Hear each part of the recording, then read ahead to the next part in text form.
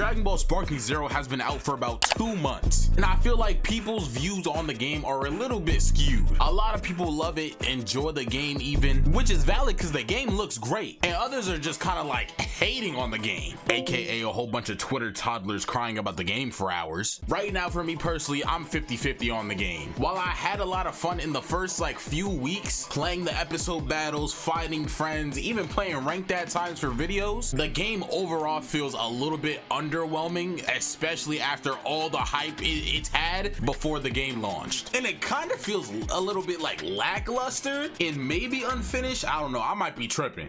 But how's it unfinished? They've been working on the game for years. The game's great. Nope. I need you to sit down and actually look at the game right now, bro. Let's start with how underwhelming the shop kinda is right now. The 1 to 2 months the game has been out already, right? You mean to tell me we don't have new skins, we don't have new types of capsules or anything to come from the shop? You can literally sit there and unlock every single character, probably every single like skin in the game in probably like a week. But having like little to no skins is kind of crazy, especially when there's like so many outfits that you could be putting into the game. Like you couldn't even give us recolors or reimaginations of old costumes that we had from the show. But you know, like I'm not even tripping for real, because I feel like the game is gonna do either one or two things. They're either gonna start dropping a lot more skins and a lot more cosmetics once like the season pass stuff starts rolling out, or they'll start making new costume packs as separate DLC for like $7.99 or something. And if they do that, low-key Twitter is not gonna have it, bro. But speaking about Twitter, the amount of tweets and replies that I've seen about this game is insane.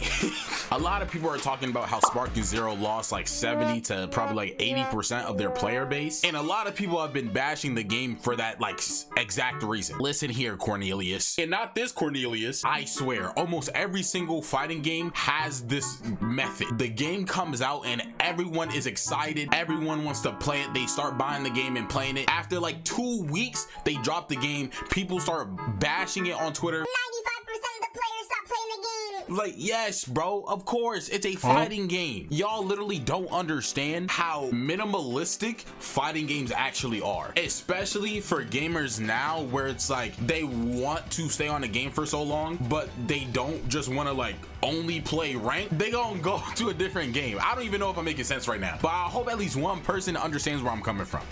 Like, we gotta stop saying here and pretending like almost every fighting game doesn't drop dramatically in player bases because of how niche like fighting games actually are. Because mind you, I was never around during the Dragon Ball FighterZ era, but I feel like especially there had to be like a point in time where the player base just dipped, and then eventually it got back up, and then a lot of people started playing the game. But the last thing I do want to talk about is how unbalanced the game actually is. And mind you, you know, people damn near pushing 30 talking about how, oh, BT3 was always broken. Bro, you were playing a broken game on your couch with your cousin DeMarcus. This is now ranked online with netcode. Like I think it's different, but like it's different. Like the era of gaming is just so different that especially with online gaming, you can't have a crazy broken game. And even with stuff like capsules and everything, the broken characters could still put on those capsules. Like it doesn't change anything. And people are just gonna call it a skill issue, but still, like even if it's a skill issue, I think if a character already exceeds like